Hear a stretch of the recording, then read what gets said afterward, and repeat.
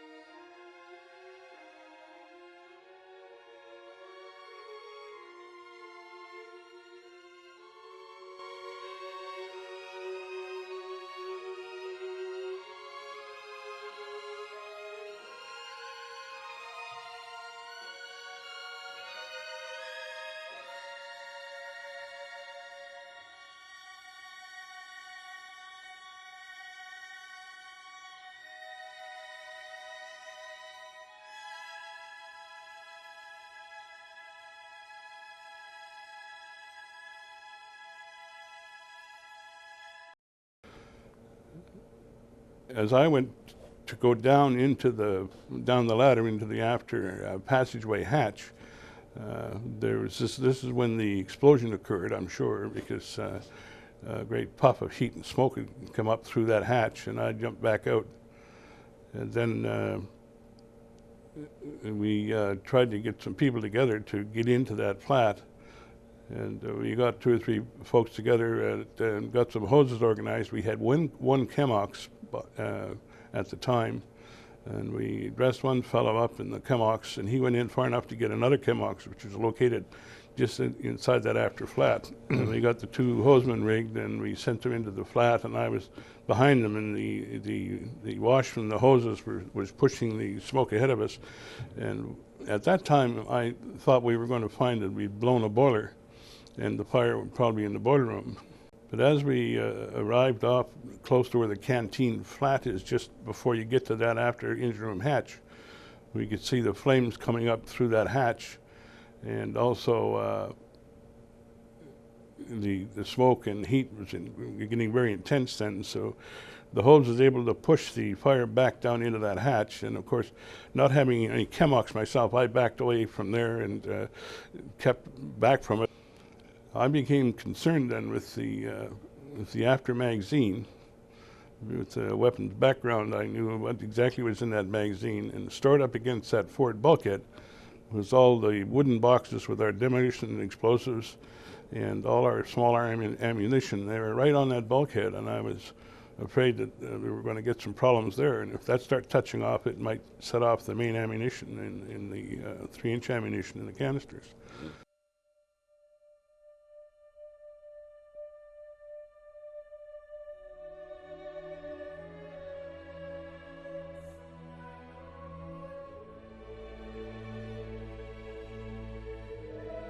Could hear that great silence. All of a sudden I heard voice, rough voice coming from ahead. Saying, over here, over here. And you sort of open your eyes and the smoke was less dense than what it was before. You see the light towards the after end of the cafeteria. As far as I know, I think Stringer was still alongside me, laying on the deck. We were there and couldn't see anything. And we started. A soft Stringer said, "Let's get over to all of the young people. Get over it. Go towards the light. Go towards the sound." Then we eventually made it over there and get out. It was a leading seaman, Tiffin, I believe it was. I think he was a hall tech. Without him, I'm quite sure 10 or 15 or 20, whatever, how many was in the cafeteria, we wouldn't have made it out because there was a weird feeling there, sitting there.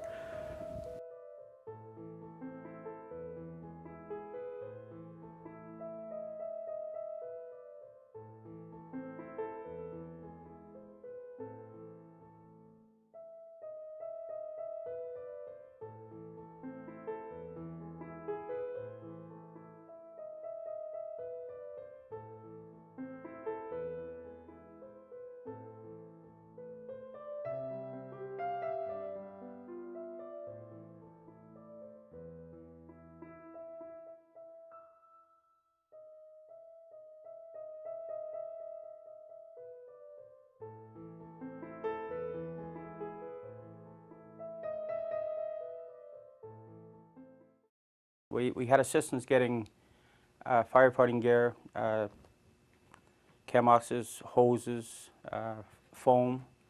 We couldn't get access to most of ours. That was brought over by helicopter from the other ships. The one thing that's stuck out in my mind there, the pilot for the rescue helicopter for the Bonaventure, he was actually sitting the wheel of his helicopter and the mushrooms on the aft of the ship to pass the gear down. Just handing straight out. The fire kept going with this thick smoke. We fought the fire for, oh goodness, several hours. It wasn't until the afternoon that we had it under control where we could actually get down and, you know, now we were down inside the ship prior to that, but where we could actually get down and see into the engine room, it was late in the afternoon before that position came. I forget in timing how long it was before we hadn't really got anything on that fire, and we hadn't gained anything. It was still burning as strong as when we first started putting water on it. We were trying to get some foam on it. At this point, I felt all of the engine room builders were on fire and that we had a major fuel leak somewhere in that engine room that was causing this fire to continue to grow. Not grow so much, but we weren't able to really attack it very well. So what we finally, all of a sudden, I don't know how long it was afterwards, that we started to gain in this fire very rapidly. And it was shortly after that that the fire was really out and we were cooling the area. And this happened, I guess, when they finally had shut the boiler room down and closed the main stops down in the boiler room. We did spray that magazine a few times, but we had to, like I say, be careful how much we sprayed it because we'd lose pressure on our main hoses. It took some time for me to get one of the engineers who knew how to switch on the after emergency diesel, because I knew if we could get that running, we'd get the after firefighting pump would come on automatically. And eventually I found one of the leading hands who would go in and flash up that diesel. And once we did that, then our water pressure improved. So once we'd got control of the fire, then it was just a matter of maintaining a watch there and keeping the fire crew closed up in the area, in the vicinity, and really there wasn't much else we could do. We couldn't get down into the engine room because it was too hot. And I was dubious about that aluminum ladder that went down and back aft. I stepped down on it once and it seemed pretty shaky, so how much heat had gotten onto that, I think I didn't know, but I didn't really trust aluminum very much after it had been heated. So we backed off from that area, lifting just a watch there, and then of course I became very busy with other things immediately. And the next big item was to get the ship under tow, and of course to get the bodies out of the engine room, which I formed a crew to do, and along with the squadron doctor. And I think probably the aftermath of what took place after that is pretty well known. We just got the ship under tow and got her back home and got things settled down and cleaned up enough to sort of survive till we got towed back into Plymouth. Being scared wasn't really an issue. We'd done the firefighting out here at the school. We'd done the in a tank with the water coming in. We'd done all that stuff out here. You know, I've been through that. I was the youngest person on board the ship at the time, and really I was looking to others for direction. And once the direction came, you just went down what you're told. You know what I mean? I lost a couple of good friends. My neighbor, Tom Crabbe, he was our next door neighbor. And young Gary Hutton, spoke to him just before we went on to close up on watch, and we always had a little chat when he was passing through the flats. And that morning, I always think back, that's the last time you chatted with a person that you did every day for days on end.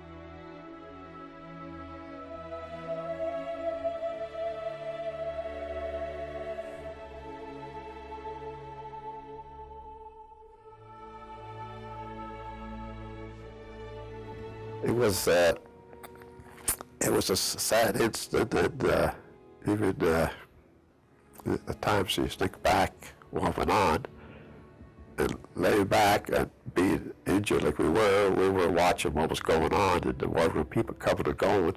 It really surprised us what the younger people in the part of the ship's company were doing.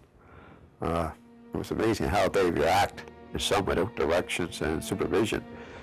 It seems the training they did receive in their school or out danger control school, firefighting and everything else, it really paid off, because I had 3 or 4 young fellows stuck out in my mind, just seeing them going by, you know, coming back and reporting, going, coming. It was amazing what they did. And at times we don't give the young people enough credit. It was a group of us here, younger guys, sort of detailed off in one section. We were putting the firefighting apparatus on the chemox and stuff. They put us down below to fight the fire. That went on for several hours. In, you know, and out, back in again to replace once you got your canister replaced.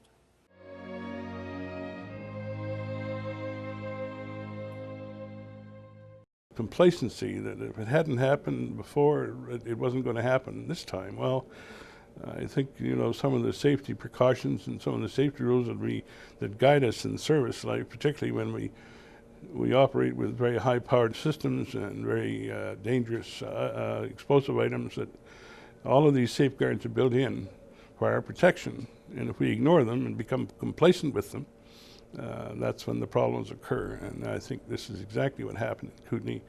the complacency with not having had problems with those type gear casings for many years and any number of ships had caused them to believe that it wouldn't happen, and they were not monitored properly, and obviously this is what led largely to that incident.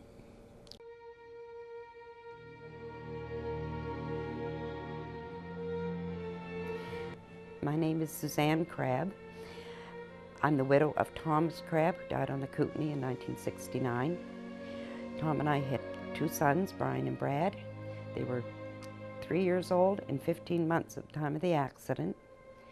And 37 years later, I still attend the Kootenay ceremonies in Halifax. My name is Sandra Amos. I was married to leading seaman Bourret of the HMCS Kootenay. We were married for just over 2 years at the time of the Kootenay explosion, and we didn't have any children at that point.